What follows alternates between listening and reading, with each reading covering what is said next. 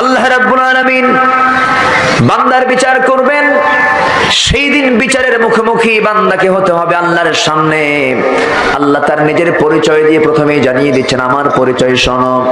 আলহামদুলিল্লাহি রাব্বিল আলামিন আর-রাহমানির রাহিম মালিকি ইয়াউমিদ্দিন। সমস্ত প্রশংসা আল্লাহ পাকের জন্য, যিনি বিশ্বজগতের মহান প্রতিপালক, যিনি রহমান, যিনি রহিম। এরপরে তার আরেকটা পরিচয় হলো, তিনি হতেছেন বিচার দিবসের একমাত্র মালিক। বিচার করবেন কে? কে বিচার করবেন? আল্লাহ বিচার করবেন। সেই বিচারের মুখোমুখি আমাকে আপনাকে হতে হবে। সেই বিচারের রায় অবশ্যই আমাকে নিতে হবে, যে কোনো একটা, জান্নাতের অথবা জাহান্নামের। এই রায়ের জন্য সবার একদিন হাজিরা দিতে হবে। কার দরবারে? আসতে বলবেন না, কার দরবারে? আল্লাহর দরবারে। সেই জন্য আল্লাহ রাব্বুল আলামিন বান্দাকে বলছেন, বান্দা, মৃত্যুর মধ্য দিয়ে তোমার আমলের সমস্ত ধারা বন্ধ হয়ে যাবে। সেই জন্য আমি তোমাকে পরামর্শ দিচ্ছি। আল্লাহ পরামর্শ দিচ্ছেন, ওয়ালা তামুতুন্না ইল্লা ওয়া আনতুম মুসলিমুন। তোমরা কখনো মৃত্যুবরণ করো না যতক্ষণ না তুমি মুসলমান হতে না পেরেছ। আল্লাহ পাক ইমানদারকে ডাক দিয়ে বলছেন, মুসলমান না হয়ে তোমরা মৃত্যুবরণ করো না। তাহলে ঈমান আনলেই কিন্তু মুসলমান হওয়া যায় না। মুসলমান হতে হলে মুসলমানিত্ব তার মধ্যে থাকতে হবে। নামাজ নাই, কালাম নাই, সুদ, ঘুষ, জেনা, ব্যভিচার, খুন, ধর্ষণ সব চলছে। আবার বলে, আমি যেটাই করি না কেন কালিমা পড়ছি তো জান্নাত পাবোই। মানে মশানি আলাদা। এরকম টাইপের লোক আছে না নাই? আসতে কবেন না, আছে না নাই? আচ্ছা, সম্মানিত ভাইয়েরা, কালেমা পড়লে বান্দা জান্নাত পাবে না, কালেমা বললে বান্দা জান্নাত পাবে। এখানে একটু তফাৎ আছে। এখানে যারা আলেম ওলামা আছেন তারা বুঝতে পারবেন। একটা হাদিস এসেছে, রাসূল বলেছেন, মান ক্বালা লা ইলাহা ইল্লাল্লাহ ফাদাখালাল জান্নাহ। যে ব্যক্তি কালেমা তাইয়্যিবা বলবে সে জান্নাত পেয়ে যাবে।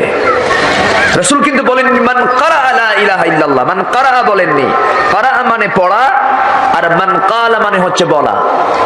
বলা আর পড়ার মধ্যে তফাৎ আছে না নাই? কোরআন তো হিন্দুরাও পড়ে, পড়ে না? খ্রিস্টানরাও পড়ে, তারা কি সওয়াব পাবে? না। মুসলমান পড়লে সওয়াব পাবে, কারণ মুসলমান পড়ে মানার জন্য, আর ওরা পড়ে শেখার জন্য, জানার জন্য। জানার জন্য পড়লে পরে আমি মানলাম না, সওয়াব হবে না।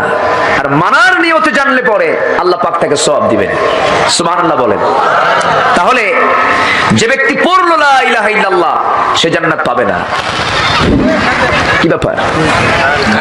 একটু জিকির করি, লা ইলাহা ইল্লাল্লাহ। বিদ্যুৎ চলে গেল?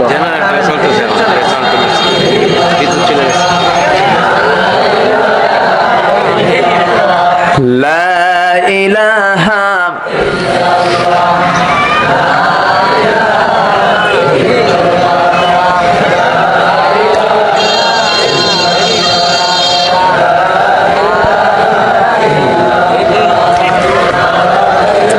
লা ইলাহা ইল্লাল্লাহ সুবহানাল্লাহ ওয়ালহামদুলিল্লাহ লা ইলাহা ইল্লাল্লাহ লা ইলাহা লা ইলাহা ইল্লাল্লাহ মুহাম্মাদুর রাসূলুল্লাহ সাল্লাল্লাহু আলাইহি ওয়াসাল্লাম। সম্মানিত ভাইরা, তাহলে যারা সস্তা ভাবে জান্নাত পেতে চান, জান্নাত আমি যদি শুধু লা ইলাহা ইল্লাল্লাহ বলি আর জান্নাত পাওয়ার আকাঙ্ক্ষা রাখি, আমি কি জান্নাত পাবো? না। জান্নাত পেতে হলে প্রকৃতার্থে মুসলমান হতে হবে, ঈমান থাকতে হবে তার পুরোপুরি। কার উপরে? আস্তে আসতে বলবেন না, কার উপরে? আল্লাহর উপরে।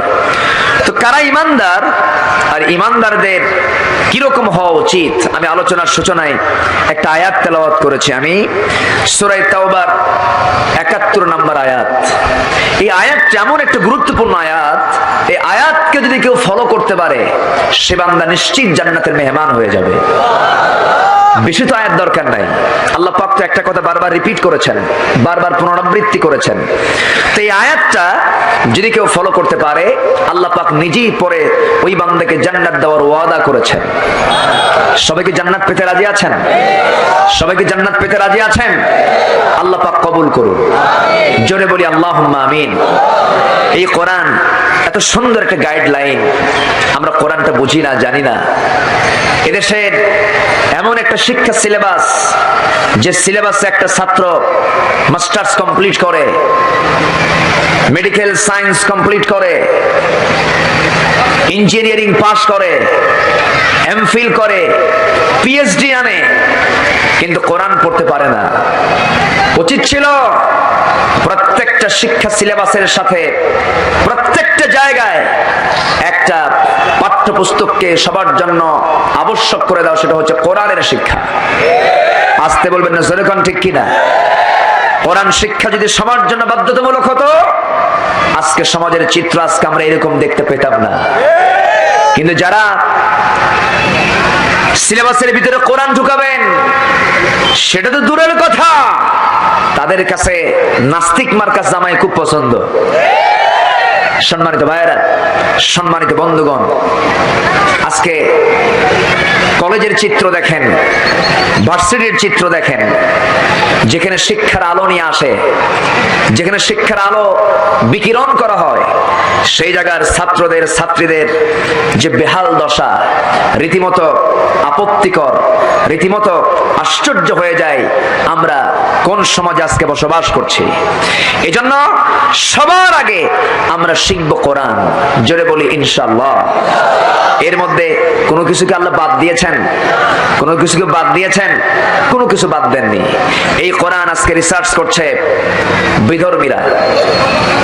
জেনে খুশি হবেন, মহাকাশ গবেষণা কেন্দ্র, আমেরিকার মহাকাশ গবেষণা কেন্দ্রে তারা যতগুলো গবেষণার বই রেখে দিয়েছে এর মধ্যে ১ নম্বর তালিকায় স্থান পেয়েছে কোরআনুল কারীম।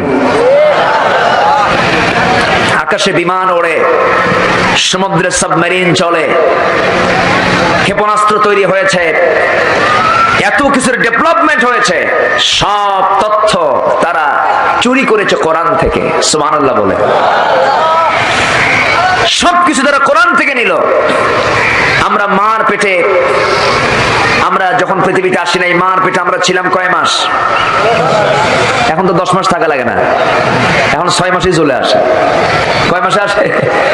6 মাসে আসে। এখন বলেন, এতদিন জানলাম আমরা 10 মাস, এখন 6 মাস। সংখ্যার ভিতরে কম বেশি হলো কয় মাস? 4 মাস। কোরআনও বলে দিচ্ছে 6 মাস। যেরকম সুবহানাল্লাহ। কেমনে বলে দিল? 30 শাহরা, প্রত্যেক মাস সন্তানের জন্য একটানা 30 মাস কষ্ট স্বীকার করেন। এই 30 মাসের ভিতরে একটানা 24 মাসের কথা মহান রব্বুল আলামিন বললেন, ফি কুল্লি আমাইনি আনিশকুরলি ওয়ালি ওয়ালিদাইক ইলাইয়াল মাসির। জোরে বলুন আল্লাহু আকবার। 30 মাসের ভিতরে 24 মাস প্রত্যেক মা তার সন্তানকে একটানা দুধ পান করান। দুগ্ধ পানের যন্ত্রণা 2টা বছর, অর্থাৎ 24 মাস কষ্ট স্বীকার করেন। 30 মাসের ভিতরে যদি 24 মাস যদি দুধ পান করাতে চলে যায়, কয় মাস? কয় মাস? এখানে মেডিকেল সায়েন্স এখন যে হালে যে প্রমাণ করছে 6 মাসেই সন্তান পৃথিবীর জমিনে চলে আসতেছে, তার কত আগে আল্লাহ রাব্বুল আলামিন কোরআনে তার তথ্য বলে দিয়েছেন। জোরে বলুন সুবহানাল্লাহ। মিলে গেল। তাহলে এখন বলুন, কোরআন কি শুধু ধর্মীয় কিতাব না মেডিকেল সায়েন্স? Medical science. কোন দিক থেকে আপনি নেবেন? সব দিক, সব সাইড আল্লাহ পাক এর মধ্যে উপস্থাপন করেছেন। সম্মানিত ভাইয়েরা, অথচ সেই কোরআনকে নিয়েও বাজে মন্তব্য করা হয়। কোরআন যারা পড়ে তারা নাকি মৌলবাদী হয়, কোরআন কোরআন যারা জানতে চায় তারা নাকি উগ্রবাদী হয়, কট্টরপন্থী হয়। অথচ বর্তমান দুনিয়ার প্রধান মোড়ল আমেরিকার প্রেসিডেন্ট, কি যেন নাম, ডোনাল্ড ট্রাম্প। ও তো ড্রামের মতো দেখা যায়, একটা অদ্ভুত চেহারা, হনুমান সাইজ। ক্ষমতায় আসলো, দেখেন আমরা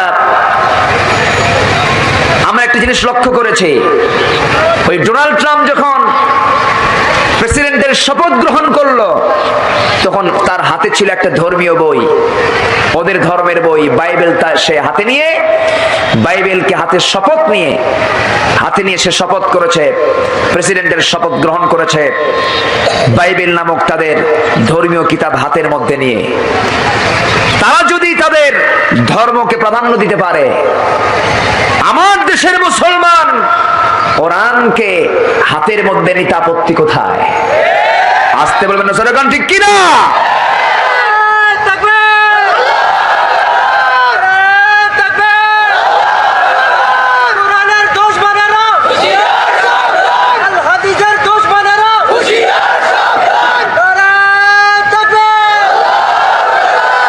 সম্মানিত ভাইয়েরা, ওরা বাইবেলে হাত রেখে শপথ নেয়, ওরা মৌলবাদী হয় না।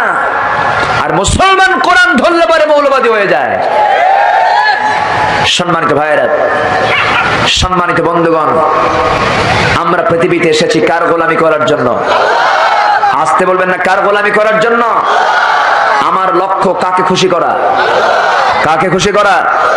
আমার সর্বক্ষণ আমার একটাই জিকির হবে, আমি কাকে চাই? আমার প্রাণ কার হাতে? আমার চোখ কে দিয়েছেন? আমার কান কে দিয়েছেন? আমার হাত কে দিয়েছেন?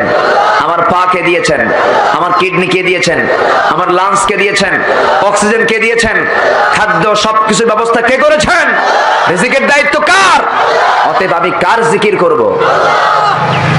কলেজের টিচার ক্লাসে ঢুকেছে, ক্লাসে ঢুকে এক ছাত্রকে দাঁড় করায় বলতেছে, এই ছেলে, তোমার জীবনের লক্ষ্য কি? তোমার জীবনে কি লক্ষ্য? তুমি কি লক্ষ্য নিয়ে পড়াশোনা করছো? তোমার জীবনের মূল লক্ষ্যটা কি? ছাত্র কয়, স্যার, বিয়ে করা।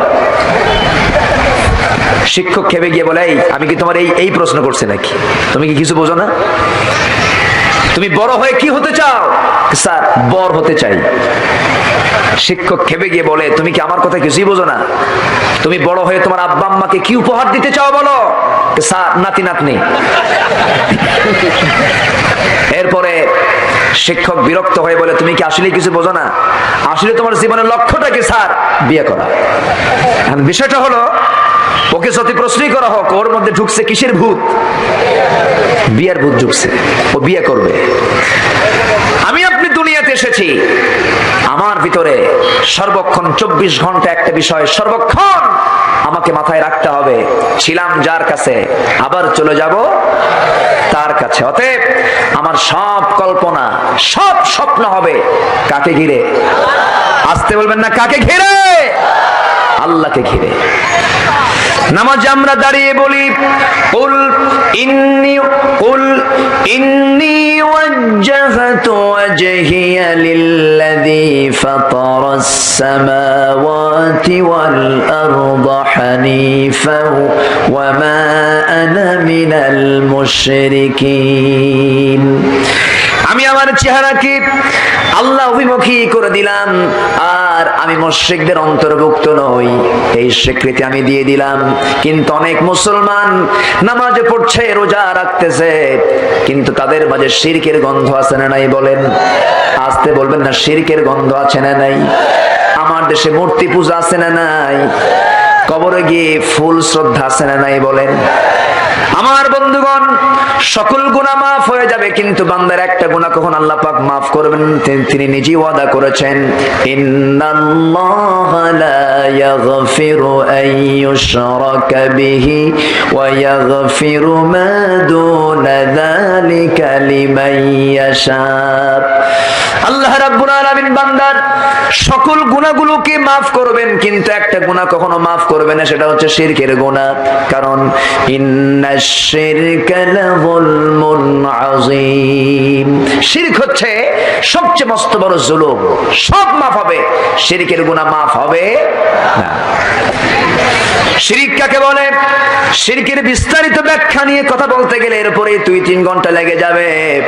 এক কথায় জবাব দিতে চাই, শিরকটা এত মারাত্মক গুনার নাম।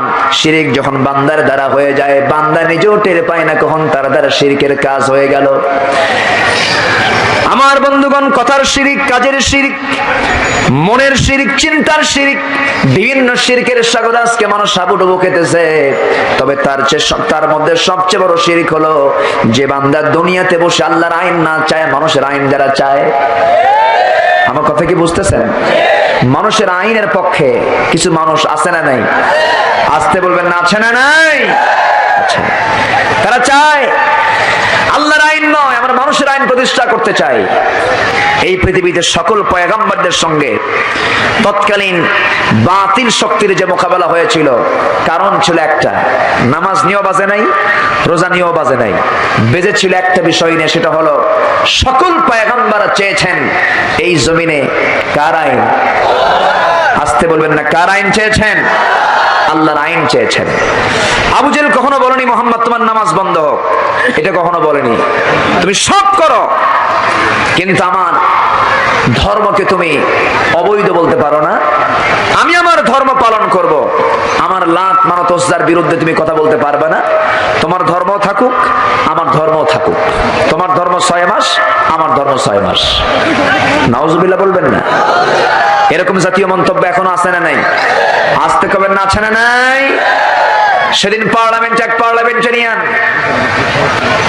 মঞ্চে উঠে বক্তৃতা করতে কি বলে সংসদে, পার্লামেন্টে দাঁড়িয়ে স্পিকারকে লক্ষ্য করে বলছেন, মাননীয় স্পিকার, আমার ছেলে বিয়ে করেছে কলকাতায়, আমার বৌমা যখন ঢাকায় আসে তখন সে 5 ওয়াক্ত নামাজ পড়ে, যখন সে কলকাতা যায় তখন সে পূজা করে। কত বড় মুফতি আজম, উনি ফতুয়া দিলেন। এই কথাকে যারা বিশ্বাস করবে তারা কি ইমানদার থাকতে পারে? তার ইমান থাকতে পারে? ইমান থাকতে পারে? এই চেতনায় যারা বিশ্বাসী, আমরা তাদের মাথা পায়ের তলে ধুয়ে জিব্বা টেনে ছিড়ব। এক্ষেত্রে কোন আপোষ করা যাবে? বাতিল শক্তির মোকাবেলা করতে রাজি আছেন কারা কারা?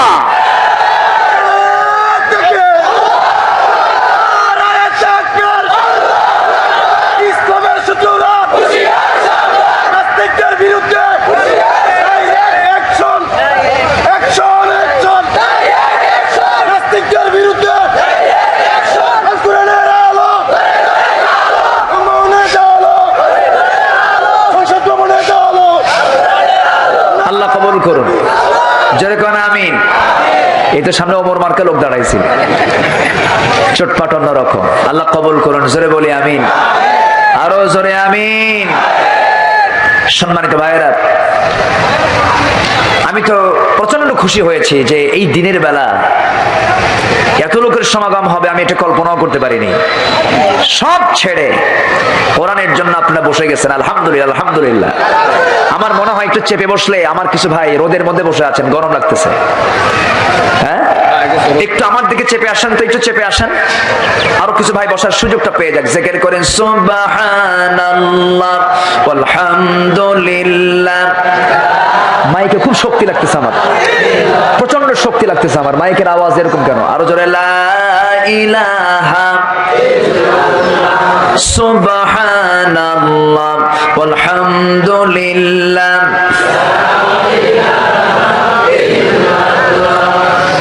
লা ইলাহা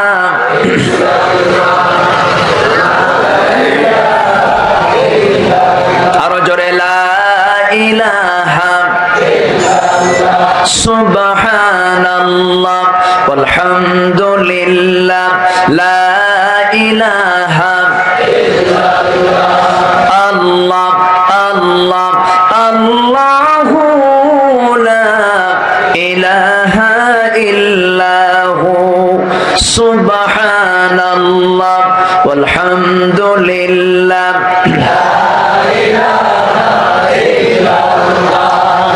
লা ইলাহা ইল্লাল্লাহ মুহাম্মাদুর রাসূলুল্লাহ সাল্লাল্লাহু আলাইহি ওয়াসাল্লাম। তাহলে আমরা ঈমান এনেছি কার উপরে?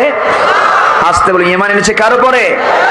যে ঈমান আনে সে হচ্ছে মুমিন। সে কি মুমিন? যে ঈমান আনে না সে কি? সেখানে অনেকগুলো ক্লাস আছে, কাফের, ফাসিক, জালেম, মুনাফিক, এরকম বহু স্তর আছে। আর যে বিশ্বাস করে নিয়েছে আল্লাহকে সে হচ্ছে মুমিন। সে কি মুমিন? মুমিন কারা? মুমিনদের বৈশিষ্ট্য কি হওয়া উচিত আল্লাহ পাক সুন্দর করে বলছেন। আল্লাহ রাব্বুল আলামিন বলেন, ওয়াল মুমিনুনা ওয়াল মুমিনাতু বা'দুহুম আউলিয়াউ বা'দ ইয়া'মুরুনা বিল মা'রুফি ওয়া ইয়ানহাউনা আনিল মুনকার ওয়া ইউকিমুনা আস-সালাতা ওয়া ইউ'তুনা আস-সাকাতা ওয়া ইউতি'উনা আল্লাহা ওয়া রাসূলাহু উলাইকা সায়ারহামুহুমুল্লাহ ইন্নাল্লাহা আজিজুন হাকীম। জোরে বলুন আল্লাহু আকবার। মুমিন পুরুষ এবং মুমিনা নারী এরা হবে পরস্পরের বন্ধু। সেই বন্ধুত্বের বন্ধন কি আজকে মুসলমানদের মধ্যে আছে নাকি? আছে? বন্ধন আছে না। অথচ মুসলমানদের ভ্রাতৃত্ব হলো একটি ঐতিহ্য। মুসলমানদের যে পারস্পরিক মহব্বত, এটা অত্যন্ত ঐতিহ্যের বিষয় মুসলমানদের জীবনে। মুসলমানরা একে অপরের পরস্পরের তার অন্তরঙ্গ বন্ধু হয়ে যাবে। সাহাবীদের ইতিহাস দেখেন, সাহাবে কেরামদের জীবনে তাদের পারস্পরিক মহব্বতটা কেমন ছিল, তাদের মধ্যে ভ্রাতৃত্ববোধটা কেমন ছিল। আল্লাহ রাব্বুল আলামিন অন্য জায়গায় বলছেন, আশিদ্দাউ আলাল কুফফারি রুহামাউ বাইনাহুম তারাহুম রুকআন সুজদান ইয়াবতাগুনা ফাদলান মিনাল্লাহি ওয়া রিদওয়ানা। জোরে বলুন আল্লাহু আকবার। মুসলমানরা কেমন? আশিদ্দাউ আলাল কুফফার, কাফিরদের ব্যাপারে তারা খুব কঠোর হবে, আর যারা মুমিন তাদের ব্যাপারে খুব রহমদিল হয়ে যাবে। মুমিনদের ব্যাপারে হবে খুব অন্যরকম হৃদয়ের সম্পর্ক সৃষ্টি হয়ে যাবে। কিন্তু আজকে গোটা পৃথিবীতে দেখেন মুসলমানদের কোনো মিল আছে নাকি? আজকে যদি মুসলমানদের মধ্যে ঐক্য থাকতো, মুসলমানদের মধ্যে ভ্রাতৃত্ব থাকতো, আজকে মুসলমানদের মধ্যে যদি ভালোবাসার অটুট বন্ধন থাকতো, রোহিঙ্গার মুসলমানকে মার খাওয়া লাগতো না? মার খাওয়া লাগতো না। এই তো পাশে রোহিঙ্গা। আমি নিজে গিয়েছিলাম, আমার চট্টগ্রাম কক্সবাজার অঞ্চলে কিছু মাহফিল ছিল। সেখানে কিছু শরণার্থী নাফ নদী পার হয়ে সাতরায় তারা চলে এসেছে। কয়েক হাজার, প্রায় লাখখানেক হবে এখন। এই সমস্ত শরণার্থীগুলোকে দেখতে আমি গিয়েছিলাম, 3 টাইমস গিয়েছিলাম। ওদের মাঝে কিছু বিতরণ করে এসেছি। তো একটা মাকে দেখতে পেলাম, নবজাতককে কোলে নিয়ে আছে, ছোট্ট একটা বাচ্চা। আমি দেখেই তার দিকে আগে গিয়ে বললাম, মা আপনার বাচ্চাটার বয়স কত? বলতেছে 13 দিন। আমি তাকে বললাম, আপনি আসছেন এখানে বাংলাদেশে কতদিন হলো? 22-23 দিন হলো আসছে। এরপর জিজ্ঞাসা করলাম, আপনি আসছেন ভালো কথা, আপনার স্বামী কোথায়? যখন বলেছে আপনার স্বামী কোথায়, সঙ্গে সঙ্গে দেখি ওনার চোখের কোনা বেয়ে টপ টপ করে পানি পড়ছে, ফোপায়া ফোপায়া কাঁদতেছে। আমি তাকে বললাম, আপনার স্বামী কি হয়েছে বলুন তো? তখন উনি আমাকে বলতেছেন, আমার চোখের সামনে আমার স্বামীকে মাটিতে ফেলে দিয়ে জব করে আমার স্বামীর মাথা আমার সামনে ঝুলায় রেখেছে। আমি এই দৃশ্য দেখে হতভম্ব হয়ে আমি আমার সন্তান তখন পেটে ছিল, আমার সন্তান, আমার ভবিষ্যৎ প্রজন্ম, এই চিন্তা মাথায় এনে আমি জীবন মৃত্যুর ঝুঁকি নিয়ে আমি লুকিয়ে এই দেশে চলে আসছি। আমি কি জবাবটা দেবো বলেন তো? আমার কোনো জবাবের ভাষা ছিল না। এরকম করে একটা দুইটা নয়, অসংখ্য নজির মায়ানমারে আরাকানের মুসলমানদের উপরে এগুলো ঘটে যাচ্ছে। প্রতিনিয়ত অনেক শিশুকে তারা পানিতে চুবায় মারতেছে, অনেক মা বোনদেরকে ধরে নিয়ে মায়ানমারের সামরিক জান্তারা ব্যারাকের মধ্যে তুলে কাপড় চোপড় টেনে ছেড়ে জোরপূর্বক ধর্ষণ করে সেই দেহের উপরে পেট্রোল ডিজেল ঢালাইয়া আগুন দিয়ে জ্বালিয়ে দিচ্ছে। মুসলমান, তাদের পক্ষে কথা বলার প্রয়োজন আছে না নাই? আসতে বলবেন না, আছে না নয়? মায়ানমার কোন ক্রমে কোনদিন মুসলমানদের গায়ে হাত দিতে পারতো না যদি ভারত সরকার একটাবার যদি শক্ত ভূমিকা পালন করে যদি একটাবার কথা বলতে পারতো। আসতে বলবেন না সরকার, ঠিক কিনা? এই সাবকন্টিনেন্টে কি হয় যদি শুধু ইনসাফ ভিত্তিক ভাবে আমাদের প্রতিবেশী রাষ্ট্র যদি একটু শক্ত ভূমিকা রাখতেন, আজকে মায়ানমারের মুসলমানদের এই চরম দুর্দশা হতো না। কিন্তু তারা রাখবেন কেমনে? তারাই তো নিজেরাই ভালো রাখতে পারেন নাই। কাশ্মীর 1947 থেকে শুরু করে 2017 সাল পর্যন্ত হাজার হাজার নারীকে তারা ধর্ষণ করেছে। এই পর্যন্ত ভারতের সাম্প্রদায়িক দাঙ্গা হয়েছে 13,500 বার। আমার দেশের হিন্দু ভাইয়েরা যারা বিধর্মীরা আছেন তারা জামাই আদরে থাকেন, আলহামদুলিল্লাহ বলেন। বৌদ্ধরা আমার দেশে বলেন জীব হত্যা মহাপাপ, আর ওইদিকে আমার মা বোনদেরকে রীতিমতো হত্যা করা হচ্ছে। সম্মানিত ভাইয়েরা, মুসলমানদের থেকে শিক্ষা নেওয়ার ওদের আছে, কিন্তু ওদের থেকে শিক্ষা নেওয়ার আমাদের কিচ্ছু নাই। আসতে কবেন না, জোরে কোন ঠিক কিনা? আমেরিকা আমাকে কি শিক্ষা দেবে? আমেরিকার কাছে শিক্ষা নেওয়ার কিচ্ছু নাই আমাদের। যে আমেরিকা তাদের পার্লামেন্টে সমকামিতার বিল টেনে সমকামিতার আইন পাশ করে, মানে পুরুষ পুরুষকে বিয়ে করবে, মানে যা কুত্তার মধ্যেও নাই। কুত্তাকে তোর আমি ভালো আছি। অতএব তাদেরকে বন্ধু বানানোর কোনো প্রয়োজন, বন্ধু বানানোর কোনো প্রয়োজন। ইহুদি খ্রিস্টান তারা কি আল্লাহ সম্পর্কে ভালো কিছু বলে? তারা কি আল্লাহর পক্ষে না বিপক্ষে? আল্লাহ সম্পর্কে তারা কি বলে দেখেন, কোরআন বলছে। আল্লাহ রাব্বুল আলামিন বলেন, ওয়াকালাতিল ইয়াহুদু উযাইরুন ইবনুল্লাহি ওয়া কালাতিন নাসারাল মাসীহু ইবনুল্লাহ যালিকা কাওলুহুম বিআফওয়াহিহিম ইউদাহিউনা কাওলাল্লাযীনা কাফারু মিন ক্বাবল। ইহুদিরা বলে ওযায়ের হলো আল্লাহর ছেলে, নাসারারা বলে, খ্রিস্টানরা বলে ঈসা মাসীহ হতেছে আল্লাহর ছেলে, আর মারিয়ামকে তার আল্লাহর বউ বানায় ফেলে দিয়েছে। যেরকম নাউযুবিল্লাহ। আমার আল্লাহর পরিচয় কেমন হতে পারে নাকি? আল্লাহ কাউকে জন্ম দিয়েছেন? বলেন, জন্ম দিয়েছেন?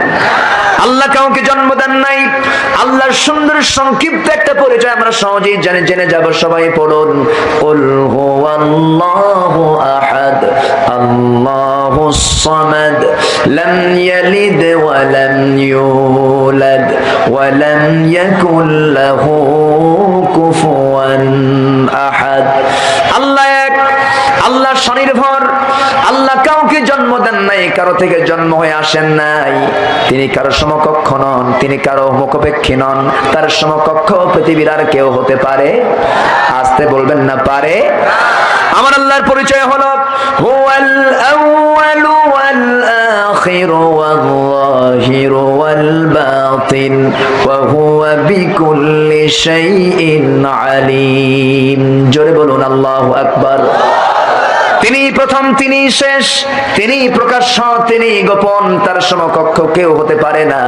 আল্লাহ সম্পর্কে বাজে ধারণা করার মতো কিছু লোক আছে না নাই? আমার দেশও আছে না নাই? ওরা বলে there is no God, this idea must be destroyed। অহংকার করে বলে আল্লাহ বলতে কেউ নাই, আল্লাহ বলতে কেউ নাই, পরকাল বলতে কেউ নাই।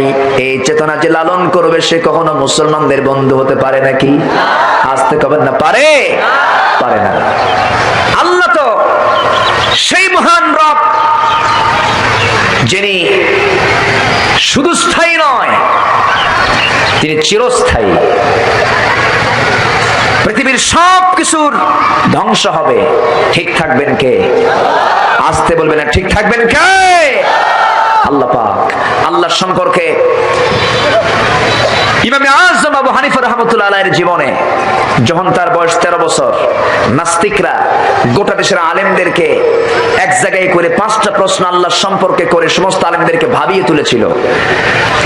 কোন আলেমরা 5টি প্রশ্নের জবাব দিতে পারলো না। 5টা প্রশ্ন এমন ধরনের প্রশ্ন ছিল যেটার সরাসরি কোনো উত্তর কোরআনে নয়, হাদিসেও নাই। এমন জটিল জটিল প্রশ্ন ইহুদিরা রেডি করেছে। ইহুদিদের বুদ্ধি এখনো কম না বেশি? শয়তানি করার জন্য বুদ্ধি লাগে না, বরঞ্চ বুদ্ধি বেশি লাগে। কি বুদ্ধি বেশি লাগে? চুরি করতে টেনশন কম না বেশি? আর ব্যবসা করতে টেনশন কি তার চেয়ে বেশি? না। ব্যবসা করতেছে হালাল পথে, টেনশন অত নাই। আর চুরি করতে গেলে কি বুদ্ধি কম খাটানো লাগে না বেশি খাটানো লাগে? বেশি খাটাতে হয়। তো ইহুদিদের বুদ্ধি এখনো বেশি। শয়তানি দুষ্টামি করার জন্য ওরা এখন এক্সপার্ট। সম্মানিত ভাইয়েরা, সম্মানিত বন্ধুগণ, তো আবু হানিফা রাহমাতুল্লাহ আলাইহির সময় ইহুদিরা 5টা প্রশ্ন রেডি করলো আল্লাহ সম্পর্কে। আলেমদেরকে সামনে এনে সম্মেলন কক্ষে তারা প্রশ্ন করলো। 1 নম্বর প্রশ্ন, আল্লাহ এখন কি করে? নাম্বার 2 প্রশ্ন হলো আল্লাহর আগে কে ছিল? নাম্বার 3 প্রশ্ন হলো আল্লাহ যে আছে বুঝবো কেমনে? নাম্বার 4, আল্লাহ একাই পৃথিবীর সব কিছু তিনি কেমনে অবলোকন করেন? নাম্বার 5, মুসলমানদের নবী মুহাম্মদ সাল্লাল্লাহু আলাইহি ওয়াসাল্লাম আকাশের কোন দরজা দিয়া মেরাজ করতে গেছে? এগুলো কি প্রশ্নের সাইজ কত? এই প্রশ্নগুলো আবু হানিফার কানে চলে গেল। আবু হানিফা রাহমাতুল্লাহ আলাইহি যখন শুনতে পেলেন, শোনার সঙ্গে সঙ্গে মোছ নাই, দাড়ি নাই, ছোট মানুষ, কিন্তু সেই সময় তিনি ইতিমধ্যে কোরআন শরীফ তিনি মুখস্থ করেছেন। 1 লক্ষ তিনি হাদিস মুখস্থ করেছেন। বাবা ছিলেন সাহাবী, তার ছেলে হলেন তাবেঈ। তিনি ছোট অবস্থায় তার বাবা সাবিত রাদিয়াল্লাহু তাআলা আনহু তাহনিক করার জন্য আলীর কাছে নিয়েছিলেন। হযরত আলী ছোটবেলায় তার তাহনিক করেছেন। প্রচন্ড মেধাবী ছিলেন আবু হানিফা রাহমাতুল্লাহ আলাইহি। আবু হানিফার সম্পর্কে বাজে মন্তব্য করে এমন কিছু শয়তান আছে না নাই? আসতে কবে না আছে না নাই? আছে। বলে যে হানিফা আগে না হাদিস আগে? আবু হানিফা কি হাদিসের বাইরে? উনি কি হাদিসের বাইরের লোক নাকি? তাকে সম্পর্কে অনেক বাজে মন্তব্য করা হয়। ইদানিং কিছু আলাদা হাদিস আছে, আলাদা হাদিস, মনে যা আসে তাই বলে। আশ্চর্য কথা, মুখে যা আসে তাই বলে। ফরজ নামাজের পরে মোনাজাত নিয়ে কথা বলে। মোনাজাত কেউ করুক আর না করুক, আমিন কেউ বলুক আর না বলুক, আস্তে বলুক নয় জোরে বলুক, বেতের নামাজ 3 রাকাত পড়ুক নয় 1 রাকাত পড়ুক, এই সমস্ত বিষয় নিয়ে তুমি কেন প্রশ্ন করো? তুমি কোন হারাম হারাম বলো, তুমি নিজে হারাম হয়ে গেছো। আস্তে কবেন না জোরে গান, ঠিক কিনা? আসল কাজের খবর নাই। এই সমস্ত কাজ, এই সমস্ত ফতোয়াবাজি করে আলেমদের মধ্যে তুমি বিভাজন সৃষ্টি করবে কেন? না, ওয়াল মুমিনুনা ওয়াল মুমিনাত বা'দুহুম আউলিয়াউ বা'দ। মুমিন পুরুষ এবং মুমিনা নারী সকল দ্বন্দ্বভেদ ভুলে গিয়ে তারা হয়ে যাবে একটা সুতার কাঠিতে আবদ্ধ। হুকুম কে করছেন? আসতে বলবেন, হুকুম কে করছেন? আল্লাহ করছেন। তো এইদিকে আমি আবু হানিফা রাহমাতুল্লাহ আলাইহির কথা বলতেছিলাম।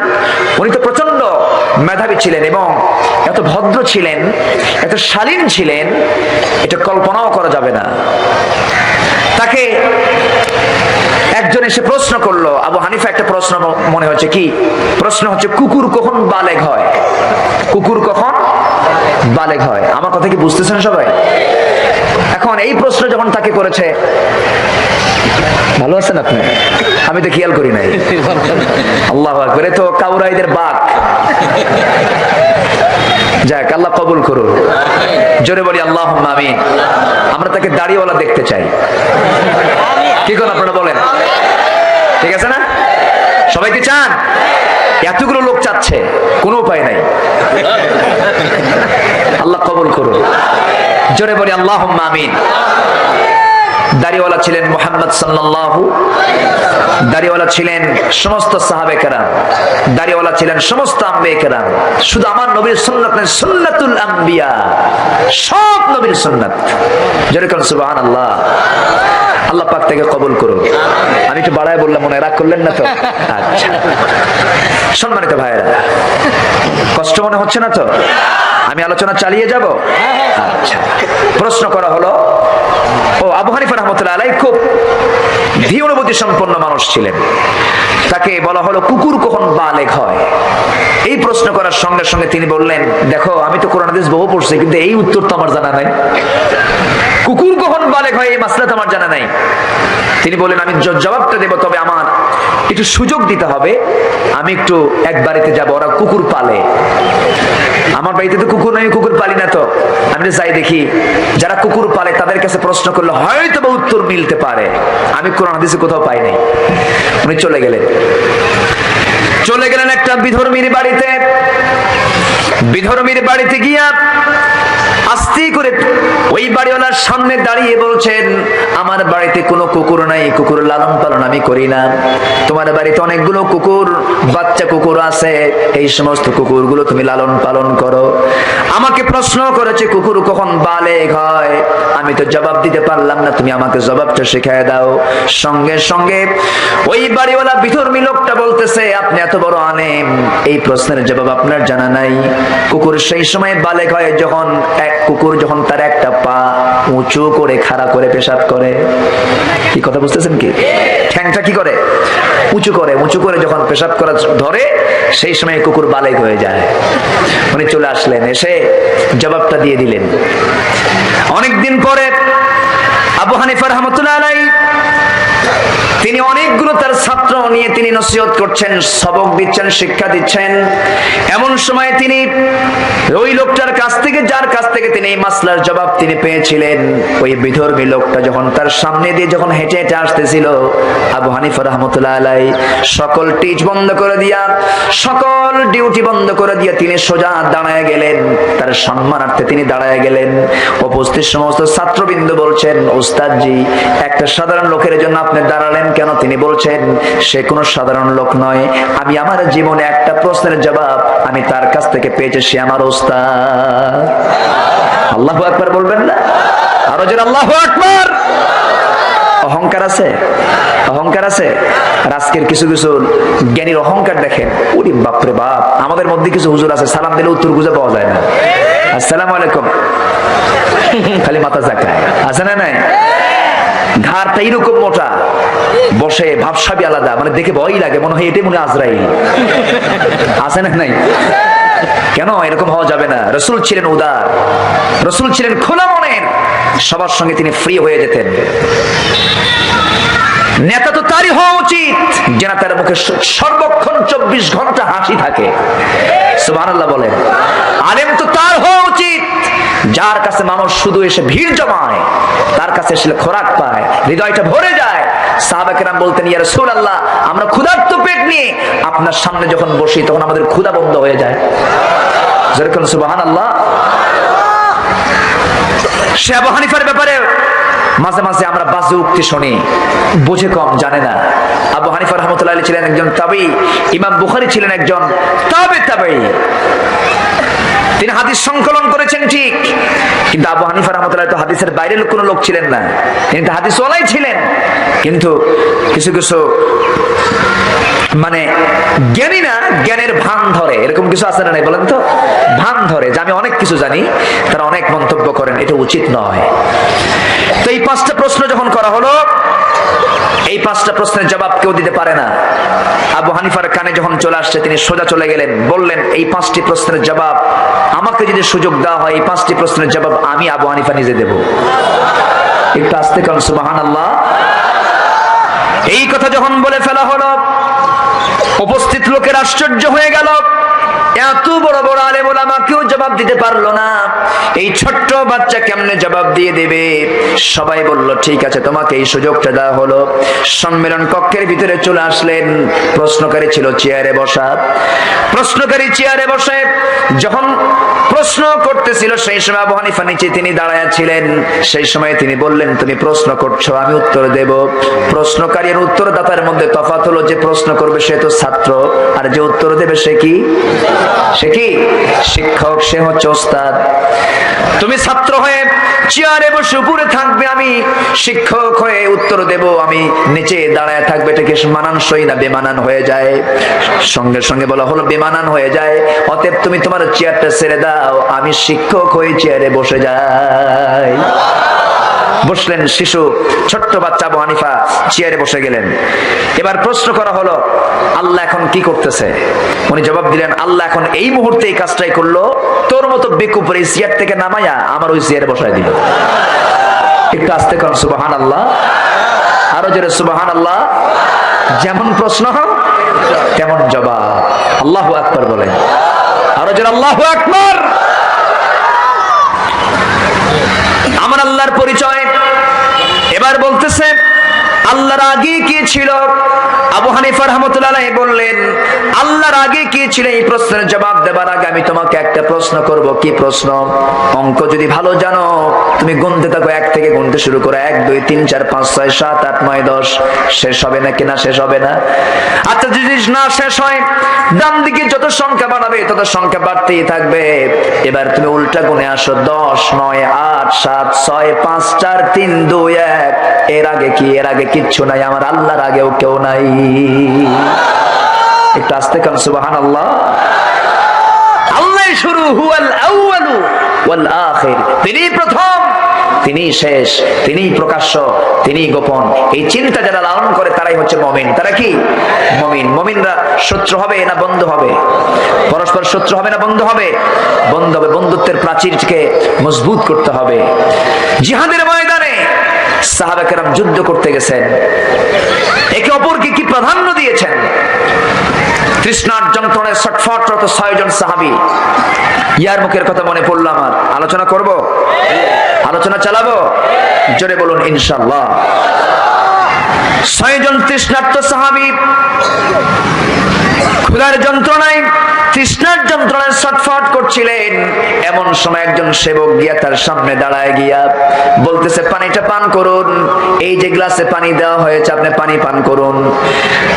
সঙ্গে সঙ্গে সেই মুজাহিদ বলে ফেললেন, আমি যতটুকু তৃষ্ণার্ত তার চেয়ে বেশি তৃষ্ণার্ত দ্বিতীয় জন, তার কাছে চলে যাও। দ্বিতীয় জন বলে দিলেন তৃতীয় জনের কথা, তৃতীয় জন দেখে দিলেন চতুর্থ জনের দিকে, চতুর্থ জন বললেন পঞ্চম জনকে, পঞ্চম জন বললেন ষষ্ঠ জনকে। ষষ্ঠ জনের কাছে যখন গিয়ে বলা হলো পানি পান করুন, ষষ্ঠ জন বলতেছে, আমি যতটুকু তৃষ্ণার্ত তার চেয়ে বেশি তৃষ্ণার্ত, প্রথম জনের কাছে চলে যাও।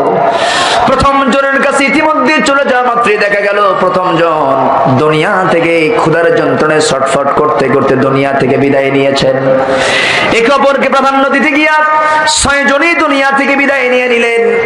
ওই সাহাবীদের ভিতরে সম্পর্ক পারস্পরিক এত গভীর ছিল যে গভীরের এমন চূড়ান্ত লেভেল পর্যন্ত পৌঁছেছিল যে স্বপ্ন পর্যন্ত এক হয়ে যেত।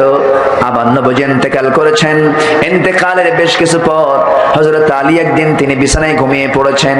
গভীর রাত, হঠাৎ করে স্বপ্নের মধ্যে দেখতে পেলেন আমার নবীজি তার সামনে দাঁড়িয়ে গেছেন, সালাম বিনিময় হয়ে গেল। রাসূল বলছেন, ওরে আলী, অনেকদিন যাবত তোমার সঙ্গে দেখা হয় না, কথা হয় না, আজকে তোমার সঙ্গে সাক্ষাৎ করতে এসেছি।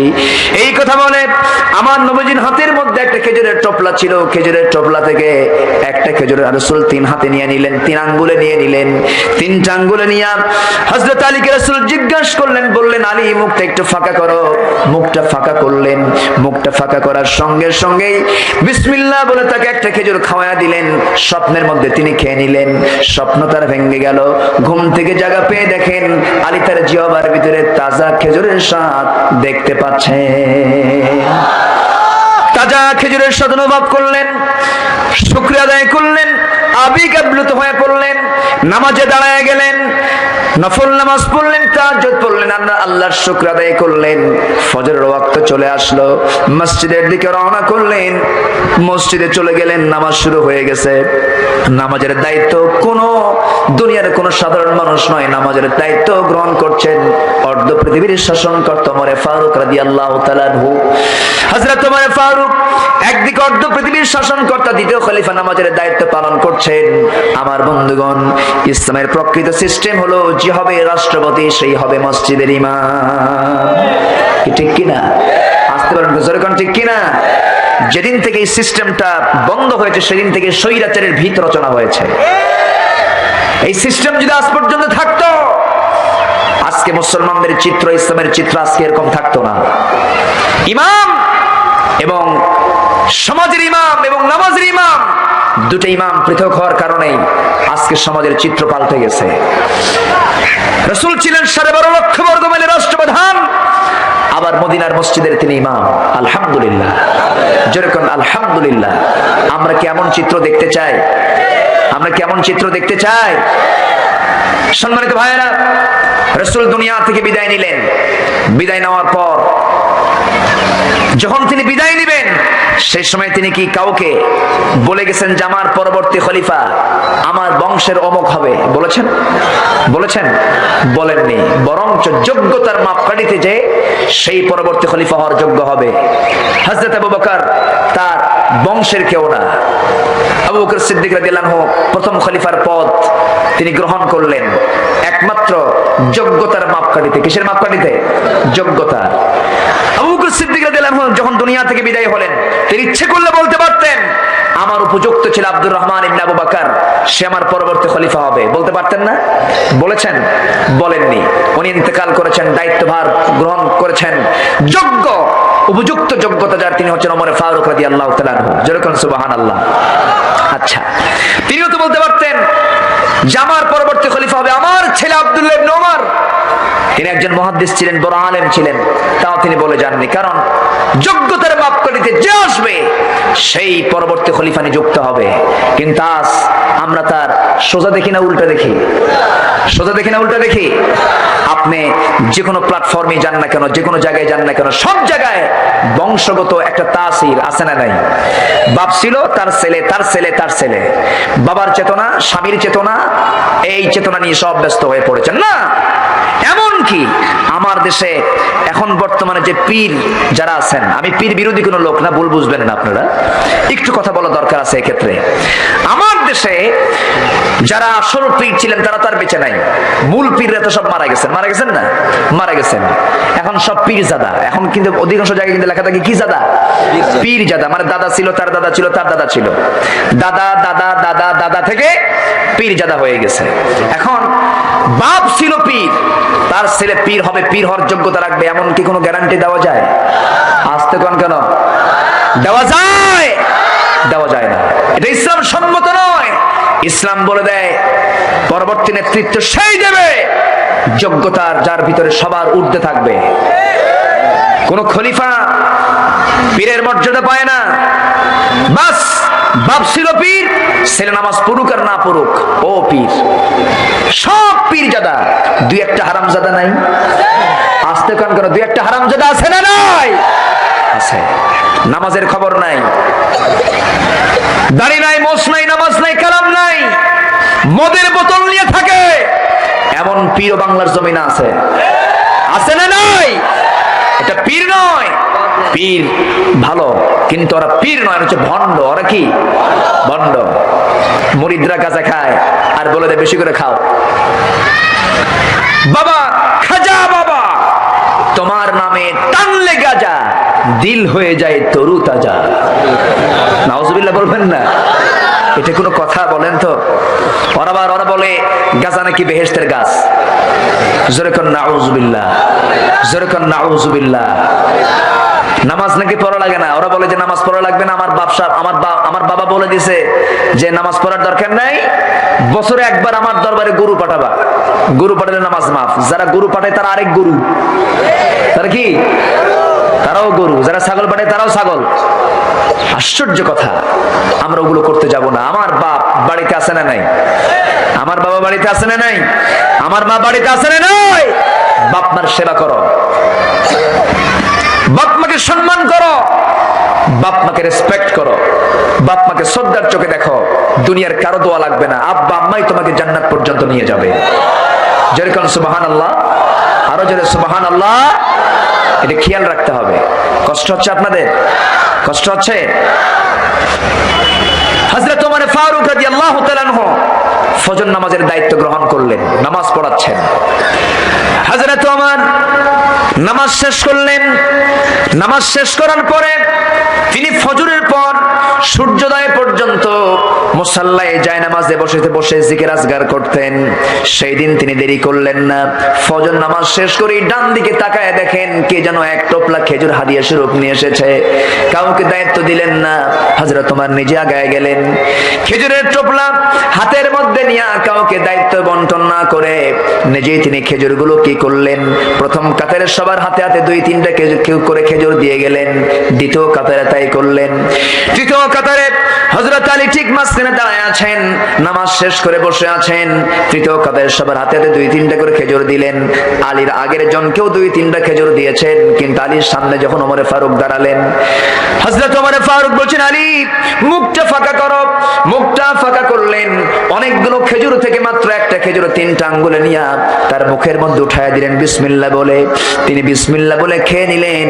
আলী বলছেন, আমিরুল মুমিনিন, আরো তো টোপলার ভিতরে খেজুর অবশিষ্ট ছিল, আমার আগের জনকে 2-3টা করে খেজুর দিলেন, আপনি আমাকে হাতে না দিয়া মুখের মধ্যে মাত্র একটা খেজুর কেন উঠায় দিলেন?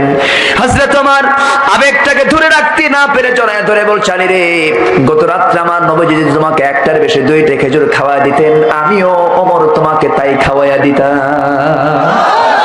জোরে বলেন সুবহানাল্লাহ, আরো জোরে সুবহানাল্লাহ।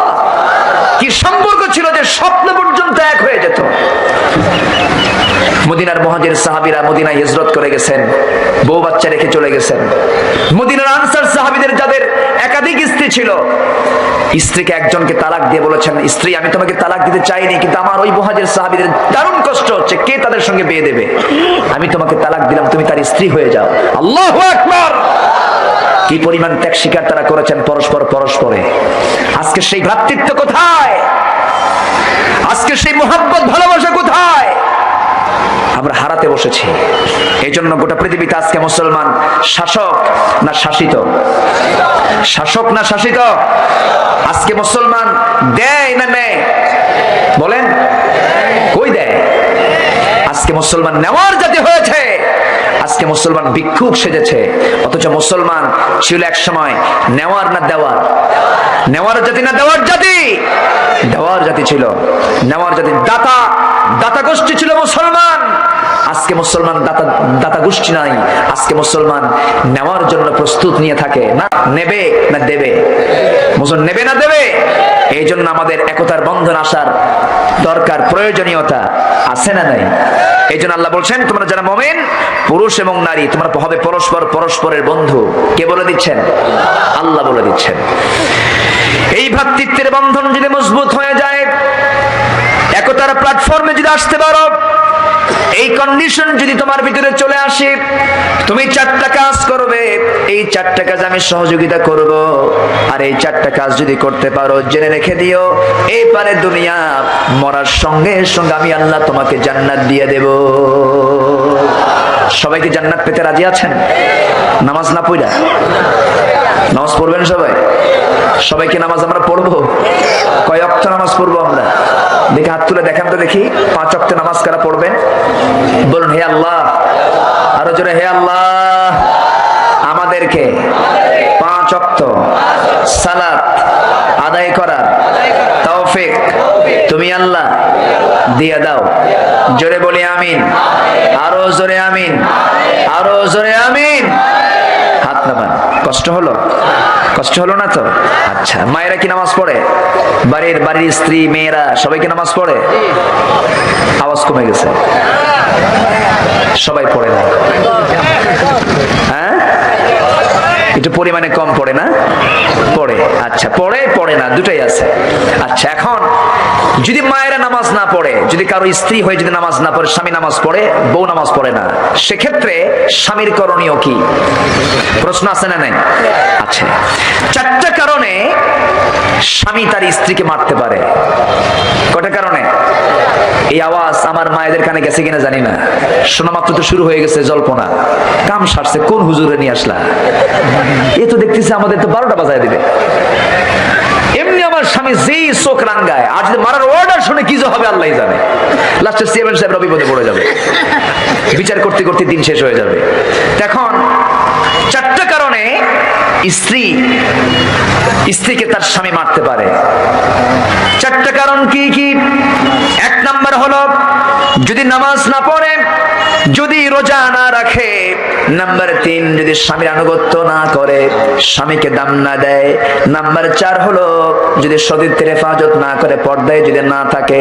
এই 4টা কারণে প্রত্যেক স্বামী তার স্ত্রীকে মারতে পারে। কিন্তু মারবে কেমন কেমন করে? আপনি মারতে চাইলেই মারবেন যেখানে সেখানে, তা আপনি মারতে পারবেন না। মারার শর্ত হলো 4টা জায়গায় স্বামী তার স্ত্রীকে আঘাত করতে পারবে না। কয় জায়গায়? 4 জায়গায়। 1 নাম্বার জায়গা হলো মাথায় মারা যাবে না, মাথায় মারা যাবে না, মুখে মারা যাবে না, বুকে মারা যাবে না, পিঠেও মারা যাবে না। মারবেন কই? মারার জায়গা আছে? এখন আমাদের আম্মাদের কলেজায় কেবল পানি আসতেছে, হুজুর কেবল বাঁচলাম, অন্তত মরবো না তো। মাথায় না, মুখে না, পিঠে না, বুকে না। এই যে আপনি মারবেন, মারার জন্য যে লাঠি ব্যবহারটা করবেন, সেই লাঠির কন্ডিশনে ইসলাম বলে দিয়েছে সেই লাঠি হতে হবে সর্বোচ্চ 9 ইঞ্চি পর্যন্ত, এর চেয়ে বেশি বড় লাঠি হওয়া যাবে না। 9 ইঞ্চি মানে হলো মেসোয়াক। মেসোয়াক দিয়ে যদি কোনো স্বামী তার স্ত্রীকে মারতে যায়, সেটাকে মারা হবে না, কৌতুক হবে। কি হবে বলে? কৌতুক হয়ে যাবে। আমার মায়ের এখন খুব খুশি হয়েছেন, হুজুর জান বাঁচলো। শাসন করতে হবে, কিন্তু ওই রকম করে নয়। রাসূল কোন স্ত্রীকে পিটায় শাসন করেছেন এমন কোন রেকর্ড আছে? এমন কোন রেকর্ড আছে? আমার নবীর স্ত্রী ছিল একাধিক। আজ থেকে 20 বছর আগেও আমার দেশে একাধিক স্ত্রীর পরিমাণ কম না বেশি ছিল? বেশি ছিল। এখন এখন কম। আগে একাধিক স্ত্রী বেশি ছিল, কিন্তু জিনার পরিমাণ কম ছিল। আর এখন একাধিক স্ত্রী কম, জিনার পরিমাণ বেশি। লক্ষণ খুব ভালো তো, তাই না? হ্যাঁ, বউ বলে দেয় স্বামীকে, শোনো তুমি অকাম কুকাম যা আছে সব করো, বিয়ে করতে দেব না। ওটি কি প্রকৃত অর্থে কোন সৎ মহিলা হতে পারে? ভালো মহিলা হতে পারে? জেনার কাছে যাওয়া যাবে না।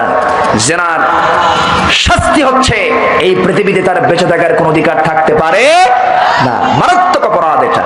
এই জন্য সে অপরাধ যেন না হয়, আল্লাহ পাক পুরুষকে সুযোগ দিয়েছেন। আমার রাসূলের একাধিক স্ত্রী ছিল। রাসূল বিয়ে করেছেন কার অর্ডারে? আসতে বলবেন না, কার অর্ডারে? আল্লাহর অর্ডারে। রাসূলকে নিয়ে অনেকে বাজে উক্তি করে, রাসূলের বউ এতগুলো কেন? রাসূল যে প্রথম জীবনে বিয়ে করলেন খাদিজাকে, সে খাদিজা বড় না রাসূল বড়? কে বড়? খাদিজা বড়। রাসূল ছিলেন 4th হাজবেন্ড, 4th নাম্বার স্বামী, 15 বছরের ছোট বড়।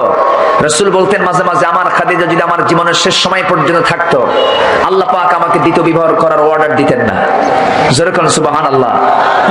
24 বছর কাটিয়েছেন। কত বছর? 24 বছর খাদিজার সাথে, দ্বিতীয় কোন বিবাহ করেননি। শেষের 10 বছরে রাসূলকে আল্লাহ পাক অর্ডার করেছেন। কে অর্ডার করেছেন? আল্লাহ পাক অর্ডার করেছেন। তার ম্যানেজিং পাওয়ারটা কত দেখেন। 4 স্ত্রী তার সামনে বসা। কয়জন স্ত্রী? 4 জন স্ত্রী। একজন হঠাৎ করে বলতেছেন, হুজুর আমরা যে 4 জন বসে আছি আপনার সামনে, এই 4 জনের মধ্যে আপনি সবচেয়ে কাকে বেশি ভালোবাসেন? রাসূল বললেন, এই প্রশ্নের জবাব আমি আজকে দেব না, কালকে দেব। 24 ঘন্টার সময় নিয়ে আমার নবীজি হযরত আয়েশা সিদ্দিকার ঘরের মধ্যে ঢুকে 2টা খেজুর তার হাতের মধ্যে দিয়ে বললেন, আয়েশা এই 2টা খেজুর তোমাকে দিলাম, এই কথা কাউকে বলবা না।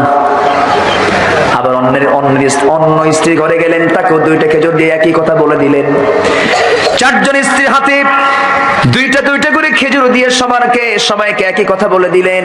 পরের দিন 4 জন এক জায়গায় হয়ে আবার বলতেছে, হুজুর আপনি আজকে জবাব দিতে চেয়েছিলেন, আপনি জবাবটা দিয়ে দেন, আপনি সবচেয়ে বেশি কাকে ভালোবাসেন? রাসূল মুস্কি হাসি মেরে বললেন, যাকে আমি 2টা খেজুর দিছি। আমার কথা কি বুঝতেছেন? আমার কথা কি বুঝতেছেন?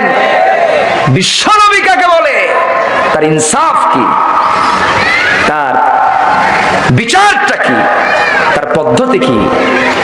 যারা না বুঝে না জেনে রাসূল কিনে বাজে মন্তব্য করে, রাসূলকে এক শ্রেণীর ব্লগাররা বলেছে রাসূল নাকি জেনাকার, রাসূল নাকি নারী পিপাসু, তার জীবনে এতগুলো বউ কেন? রাসূল বিয়ে করেছেন এমন কিছু মহিলাকে, এমন কিছু বৃদ্ধাকে যাদের যৌবনের কোনো গন্ধ ছিল না, শুধু স্ত্রীত্বের মর্যাদা দিয়ে তাদেরকে ঘরে এনেছেন। তাদের সঙ্গে নবীজির দৈহিক যে একটা সম্পর্কে হওয়ার যে একটা যোগ্যতা ওই নারীদের ছিল না। রাসূল বিয়ে করেছেন কার অর্ডারে? না জেনে না শুনে না বুঝে তোমরা রাসূলকে গালি দিয়েছো। রাসূলকে যারা গালি দিয়েছে এ পর্যন্ত সমস্ত নাস্তিকের মা হলো তসলিমা নাসরিন। নাস্তিকদের মা না, গুরুজি মাজি। উনি চলে গেলেন কলকাতায়, গিয়ে শেল্টার নিলেন। কলকাতায় মাত্র 3 দিন আগে মোটামুটি হয়ে গেছে একখান। এমন পিটন দিছে, পিটন খায়া শীত হয়ে পড়ে আছে। সম্মানিত ভাইয়েরা, রাসূলকে নিয়ে এই সমস্ত বাজে মন্তব্য যারা করেছে, আমার বাপ হলো আমি তাকে ছাড় দেব না। আজ থেকে ঠিক কিনা? আমাদের দাবি হলো আমরা শেষ নবীর উম্মত হয়ে দাবিটা করতে চাই। এ পর্যন্ত রাসূলকে যারা গালি দিল, মন্তব্য করলো, বাজে মন্তব্য করলো, এদেরকে প্রকাশ্যে দিবালোকে ধরে এনে দ্রুত ট্রাইব্যুনাল গঠন করে ফাঁসির মঞ্চে ঝুলে মেরে এদেরকে কবর দাফন না করায়া কুত্তা বিলাইদের খাদ্য বানানো দরকার। এ মতের পক্ষে রাজি আছেন কারা কারা?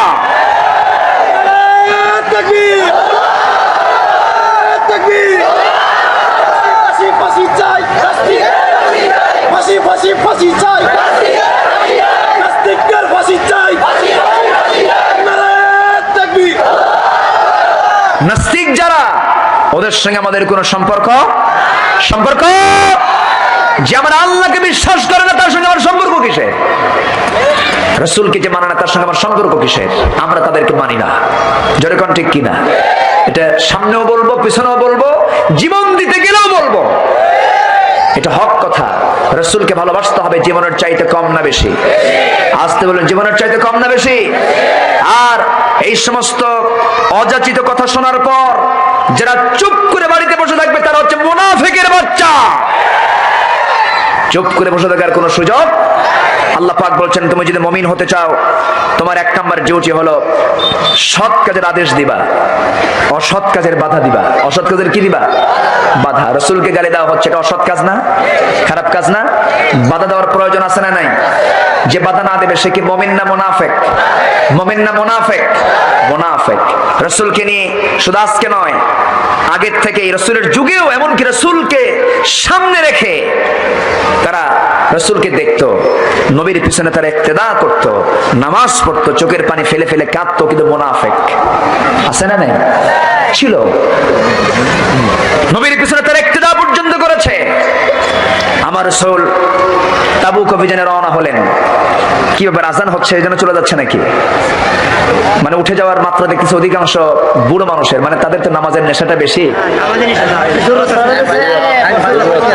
জরুরত, ও আচ্ছা, জরুরত। আচ্ছা ঠিক আছে, আমি তাহলে শেষ করে দেই। আমি কি চালাবো?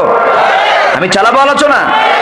জোরে বলুন ইনশাআল্লাহ, আর জোরে বলুন ইনশাআল্লাহ। কেউ উঠবেন না বিনা কারণে, ওঠা যাবে না। আমরা কেউ উঠবো না বিনা কারণে। যদি খুব জরুরত হয়, এখন শীতকাল তো গরম তো আর না। গরমকালে তো পানি বের হওয়ার বহু রাস্তা আছে, কিন্তু শীতকালে তো পানি বের হওয়ার রাস্তা একটাই। এই জন্য চাপটা একটু বেশি পড়ে যায়।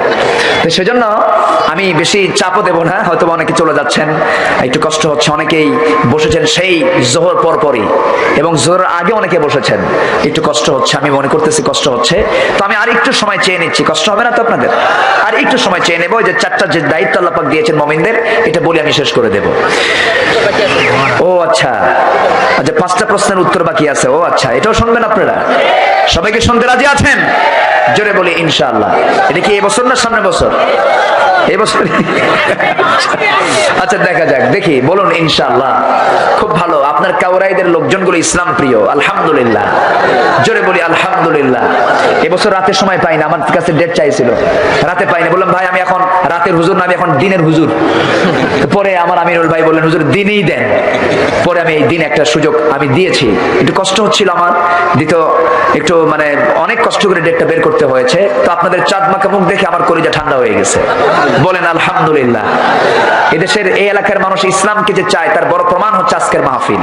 আলহামদুলিল্লাহ, জোরে কোন আলহামদুলিল্লাহ।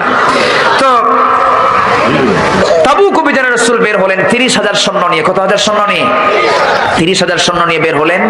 সাথে ছিলেন তার স্ত্রী আয়েশা সিদ্দিকা রাদিয়াল্লাহু তাআলা আনহা। যুদ্ধে রওনা দিলেন ও তাবুক পর্যন্ত চলে গেলেন, কিন্তু যুদ্ধ হলো না। রোমান সৈন্যরা বলল, এর আগে রাসূল নিজে আসে নাই, তাতে আমরা পরাজিত হয়েছি 3000 সৈন্যের কাছে 1 লক্ষ সৈন্য, আর এই যুদ্ধে রাসূল নিজে আসছে, যুদ্ধের দরকার নাই। বিনা যুদ্ধে মুসলমানদের বিজয় হয়ে গেল। জোরে বলেন সুবহানাল্লাহ। রাসূল বলেন, সাহাবীরা আমরা এখন মদিনার পথে রওনা দিচ্ছি, কিন্তু এতগুলো সাহাবীর ভিতরে কিছু কিছু লোক তো হেরেও যেতে পারে, অনেকে বাদ পড়ে যেতে পারে। আমি একজন সাহাবীকে দায়িত্ব দিলাম, সাফওয়ান তোমার দায়িত্ব হচ্ছে একজনকে, যদি কেউ বাদ পড়ে যায় সে একজনকে তুমি নিয়ে মদিনা পর্যন্ত পৌঁছায় দিবা। কিন্তু বাদ পড়লো না কেউ, বাদ পড়ার মতো বাদ পড়ে গেছে 18 জন। আমার নবীর গৃহিণী, আমার নবীর স্ত্রী আয়েশা সিদ্দিকা, তিনি বাদ পড়ে গেলেন কেমনে? তিনি ছিলেন উটের পিঠে বসা, উটের পিঠে হাওদার ভিতরে তিনি বসা ছিলেন। হাওদার ভিতরে তিনি যখন বসা, হঠাৎ করে ইস্তেঞ্জার চাপ আসলো, হাজত চলে আসলো। প্রকৃতির ডাকে সাড়া দেওয়ার জন্য উটের পিঠ থেকে পালকিটা নামায় আনা হলো। সেই পালকি থেকে নেমে, হাওদা থেকে নেমে তিনি আড়ালে চলে গেলেন। ইস্তেঞ্জা সেরে, জরুরত সেরে যখন চলে আসতেছিলেন, হঠাৎ করে তিনি দেখতে পেলেন, গলার দিকে হাত দিয়ে দেখেন তার গলায় একটা ধার করা হার ছিল। ধার করা মানে অন্যের কাছ থেকে তিনি ধার করেছিলেন, সেই হারটা তার পড়ে গেছে, হেরে গেছে। নিজের হার হলে খুঁজতে যেতেন না, কিন্তু মানুষের কাছ থেকে ধার করে এনেছেন। এটা কেমন হয়? হারানো যাবে না। এই গলার হারটা পড়তে হবে মেয়েদের। কার খুশির জন্য? আল্লাহর খুশির জন্য। কার খুশি? আল্লাহ তো আছেই। স্বামী খুশি হলে তখন কে খুশি হবে? আল্লাহ খুশি হবে। স্বামী হয় আর এরপরে কে? আল্লাহ। আজকের মেয়েরা স্বামীর খুশির জন্য পড়ে, কার খুশির জন্য পড়ে? বয়ফ্রেন্ড। কি ফ্রেন্ড? বয়ফ্রেন্ড। আর স্বামীরা চেষ্টা করে আমার বউ খুশি হোক আর না হোক, বউ আমার যেমন তেমন, কি বান্ধবী আমার অতি আপন। আবার মেয়েরা বলে স্বামী আমার যেমন তেমন, দেবর আমার অতি আপন। নাউজুবিল্লাহ বলবেন না? যেরকম নাউজুবিল্লাহ। এগুলো কি ইসলাম ভিত্তিক কথা? না। দেবর তো মৃত্যু তুল্য, বলেছেন মুহাম্মদ সাল্লাল্লাহু আলাইহি ওয়াসাল্লাম। জমির ক্ষেত খায় বেড়া। জমির ক্ষেত খায় কি? বেড়া। এলাকায় কি এটা বলে না? এলাকায় বলে নাকি? জমির ক্ষেত তো অন্য কেউ খায় না, বেড়াই খায়। এই জন্য নিজের পরিবারের সবচেয়ে কঠিন ডেঞ্জারাস পার্সন হচ্ছে দেবর, ভাসুর। এই সমস্ত বিষয়ে সতর্ক থাকতে বলেছেন মুহাম্মদ সাল্লাল্লাহু আলাইহি ওয়াসাল্লাম। এই ব্যাপারে সতর্ক থাকতে বলেছেন। তো স্বামীর খুশির জন্য করতে হবে, স্ত্রী খুশির জন্য করতে হবে। হুন্না লিবাসুল লাকুম ওয়া আনতুম লিবাসুল লাহুন্না। আয়েশা সিদ্দিকা গলার হারটা অন্যজনের কাছ থেকে ধার করে এনেছেন। গলার হারটা পড়ে গেছে, আবার খোঁজার জন্য চলে গিয়ে তার খুঁজতে খুঁজতে দেরি হয়ে গেল। গলার হার ঠিকই খুঁজে পেলেন, কিন্তু এসে দেখেন কেউ নাই, সব চলে গেছে। কেমনে চলে গেল? ওই উটের দায়িত্বে যিনি ছিলেন, আয়েশার দায়িত্ব যিনি নিয়েছিলেন, উপর থেকে পালকিটা নামায়া দিয়েছেন, হাওদাটা নামায়া দিয়েছিলেন। হাওদার ওজনটা যেমন ছিল, উনি থাকলেও যে ওজন, না থাকলেও সে ওজন। মানে তিনি এত হালকা ছিলেন যে টের পান নাই সাহাবী এর মধ্যে আয়েশা আছে না নাই। উনি ভাবছেন তিনি আয়েশা আছেন, আয়েশা আছে মনে করি হাওদা উটের পিঠে চালায় দিয়া সব চলে গেছে। কিছুক্ষণ পর আয়েশা সিদ্দিকা এসে দেখেন কেউ নাই। আস্তে করে তিনি এক জায়গায় বসে গেলেন। তিনি মাথায় কাপড় দিয়ে পর্দা নিয়ে রক্ষা করে বসে আছেন। আমার নবীজি যাকে দায়িত্ব দিয়েছেন সেই সাহাবী এসে দেখেন দূর থেকে কোন মহিলা যেন বসে আছে, চাদর মুড়ি দিয়ে। কাছে গেলেন, অনুমান করলেন এটা তো আয়েশা ছাড়া কেউ না।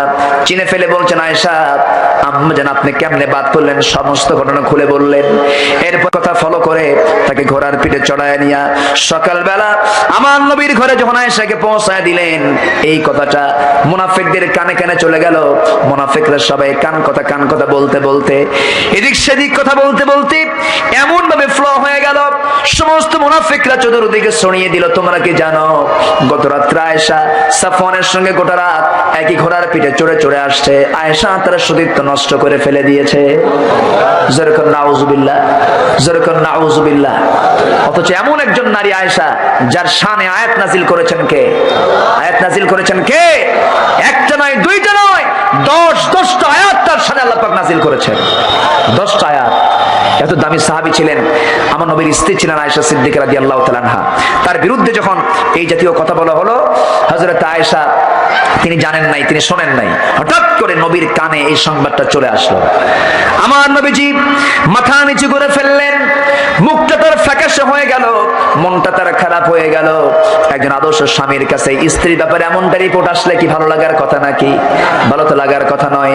মনটা নবীর খারাপ হয়ে গেল। আস্তে করে ঘরের মধ্যে ঢুকে বলছেন, আয়েশা রে, কি যেন একটা কথা আমার কানকে বাড়ি করে দিল, আমার মনকে চিন্তাগ্রস্ত করে ফেললো। পরে আয়েশা, আমি তোমাকে এখন একটা পরামর্শ দেব, যে কথাটা আমার কানে এসেছে, এই মুহূর্তে তুমি আমার বাড়িতে না থেকে তুমি তোমার বাবার বাড়ি চলে যাও। এই কথা শোনার সঙ্গে সঙ্গে আয়েশা সিদ্দিকা রাদিয়াল্লাহু তাআলা আনহা বিন্দু পরিমাণ কোনো মন খারাপ করলেন না, শুধু এতটুকু বললেন, ইয়া রাসূলুল্লাহি, আপনি আমার স্বামী, আপনি বিশ্বনবী, আপনি আমাকে অর্ডার করেছেন, আমি নিশ্চিত চলে যাচ্ছি আমার বাবার বাড়িতে, কিন্তু আপনি আমাকে কি মনে করছেন জানি না, আমি কারো কাছে আশ্রয় চাই না। একটা কথা জেনে রাখবেন, ইয়া রাসূলুল্লাহি, আমার বিয়ের ফয়সালা দুনিয়ার কেউ করে নাই, আমার বিয়ের সিদ্ধান্ত যিনি দিয়েছেন সে আল্লাহ আমাকে এই বিপদ থেকে বাঁচাইয়া দিবেন। একটু আস্তে করেন সুবহানাল্লাহ, আরো জোরে করেন সুবহানাল্লাহ। এখান থেকে একটা বিষয় স্পষ্ট হলো, গায়েব কে জানেন? গায়েবের মালিক কে? গায়েবের মালিক কে? রাসূল যদি গায়েব জানতেন তিনি বলতেন, আয়েশা চুপ করে বসে থাকো, কিচ্ছু হয়নি, বলতে পারতেন না? বলতে পারতেন না? আর আমার দেশের দরবারের হুজুররা সব কয়, তোমার এটা হবে, তোমার এটা হবে, হাত দেখায়, হাতের নখগুলো কি ওই যে কি বলে রেখাগুলো দেখে বলে তোমার 14টা বউ আছে না নাই বলেন তো? যে দেখায় যে দেখে দুটাই মুশরিক। দুটো কি? মুশরিক। ঈমান থাকতে পারে, ঈমান থাকতে পারে। আচ্ছা, যার হাতের রেখা দেখলে যদি বউ কয়টা, তার ভবিষ্যৎ কি জানা যায়? তার হাত, যার হাত নাই তার ভবিষ্যৎ কি? কম আমার কথা কি বুঝতেছেন? হাত দেখলে যদি ভবিষ্যৎ জানা যায়, তাহলে যার হাত নাই, এরকম হাত নাই লোক আছে না নাই, তার ভবিষ্যৎ কি? আশ্চর্য কথা। এক গণকের কাছে গেছে ভবিষ্যৎ জানার জন্য। গণক 9টার দিকে না এসে আসছে 1টার দিকে। তো 4 ঘন্টা ডিলে হওয়ার কারণে কাস্টমার বলতেছে, ভাই গণক, আপনি আজকে আসতে এত দেরি করলেন কেন? বলতেছে, ভাই আমি রাস্তায় অ্যাক্সিডেন্ট করছিলাম তো এই জন্য আসতে দেরি হয়েছে। এখন কাস্টমার বলে, আপনি অ্যাক্সিডেন্ট করবেন, আপনি বাড়ি থেকে টের পান নাই, আপনি কিসের গণক? কি আমার কথা কি বুঝতেছেন? মানুষ যে এত বোকা হয় কেমনে আমার বুঝে আসে না। রাসূল বলেন, আয়েশা তোমার বাবার বাড়ি চলে যাও। রাসূল গায়েব জানতেন, আসতে গায়েব জানতেন। গায়েবের মালিক কে? আল্লাহ পাক। হযরত আয়েশা চলে গেলেন বাবার বাড়িতে। আমার নবীজি অপেক্ষার প্রহর গুনছেন, কিন্তু রাতের বেলা ঘুম হয় না। যখন বিছানায় চলে যান, সঙ্গে সঙ্গে আয়েশার কথা মনে হয়ে যায়। হাত চাগায় দেন, আয়েশা নাই, রাসূল নিদারুণ যন্ত্রণায় ভুগতেছেন। ওইদিকে আয়েশা সিদ্দিকা রাদিয়াল্লাহু তাআলা আনহা রাতের বেলা নামাজ পড়তে পড়তে যায় নামাজ ভিজে ফেলতেছেন, না খেয়ে শুকিয়ে যাচ্ছেন। এইদিকে স্বামী স্ত্রী, রাসূল এবং তার স্ত্রী আয়েশা দুজন কান্দে, আর মুনাফিকরা তখন হাসে। আলেমদের দুঃখ দেখলে, আলেমদের নির্যাতন দেখলে পরে যাদের মুখে হাসি আসে, ওই মুনাফিক আর এই মুনাফিকের মধ্যে কোনো তফাৎ নাই। আস্তে কবেন না, জনগণ ঠিক কিনা? আমার বন্ধুগণ, একটু কান লাগান, একটু মনোযোগ দিয়ে শুনুন। আমার বন্ধুগণ, মুমিন যদি হতে হয়, মুনাফিকের কোনো লক্ষণ রাখা যাবে না। আয়েশা সিদ্দিকা রাদিয়াল্লাহু তাআলা আনহা বলেন, আমি 9টা কারণে শ্রেষ্ঠ, আল্লাহ পাক আমাকে 9টি কারণে শ্রেষ্ঠত্ব দান করেছেন। 1 নম্বর কারণ হলো, আমার বিয়ের ফয়সালা দুনিয়াতে হয় নাই, আমার বিয়ের সিদ্ধান্ত নিয়েছেন কে? আল্লাহ। আমার বিয়ে হয়েছে 9 বছরে, 13 বছর নববধূ হয়ে নবীর ঘরে পদার্পণ করেছি। নাম্বার 3, আমি একমাত্র কুমারী স্ত্রী ছিলাম নবীর জীবনে। নাম্বার 4, আমি জিবরাইলকে নিজের চোখে দেখেছি। নাম্বার 5, আমি আয়েশা নবীর সঙ্গে যখন একই কাঁথার নিচে যখন শুয়ে থাকতাম, আমি থাকা অবস্থায় জিবরাইল ওহী নাজিল করে দিতেন। সুবহানাল্লাহ। কি সম্মান আল্লাহ পাক আয়েশাকে দান করেছেন। হযরত আয়েশা বলেন, নাম্বার 6 হলো, আমি নিজেকে ধন্য মনে করি, রাসূল তার জীবনের শেষ সময়টা পাড়ি দিয়েছেন আমার উরুতে মাথা রেখে। আমার নবীজি আমার উরুতে মাথা রেখে তিনি জীবনের শেষ নিঃশ্বাসটা ত্যাগ করেছেন। আমি রাসূলকে নিজের হাতে বিদায় জানিয়ে দিয়েছি। নবীজির শেষ সময় এসে আমাকে বলা হলো, রাসূল বলেন, আয়েশা মুখটা কেমন যেন দুর্গন্ধ মনে হচ্ছে, একটা মেসওয়াক কিনে দেওয়া যায় নাকি? আমি আয়েশা উঠবো কেমনে, নবী কষ্ট পাবেন মনে করি। আমি সঙ্গে সঙ্গে আমার ভাই আব্দুর রহমানকে ডাক দিয়ে বললাম একটা মেসওয়াক এনে দাও। মেসওয়াক এনে দেওয়া হলো। সেই মেসওয়াকটা দেখলাম ওমর আগাটা শক্ত, শক্ত আগাটা চাবায়া চাবায়া নরম করে দিলাম। চাবায়া চাবায়া নরম করে দিয়া নবীর হাতে যখন মেসওয়াকটা দিয়ে দিলাম, আমার নবী যে মুস্কি মুস্কি হাসি মেরে মেসওয়াকের আগাটায় আস্তে করে চোষণ মারলেন। আয়েশা বলেন আমি নিজেকে ধন্য মনে করি, রাসূল তার জীবনের শেষ খাবার খেয়েছেন, আমি আয়েশা আমার মুখের লালা, আমার মুখের থুতু তিনি পান করে দুনিয়া থেকে বিদায় নিয়েছেন। নাম্বার 7 হলো আমি আয়েশা নিজেকে ধন্য মনে করি, রাসূল তার জীবনের শেষ কথা আমার সঙ্গে বলেছেন, আমার সঙ্গে কথা বলে শেষ নিঃশ্বাস তিনি ত্যাগ করেছেন। আর জীবনের যে বিদায় কালটা, সেই বিদায় কালটা হয়েছে আমার ঘরে রাসূল বিদায় নিয়েছেন।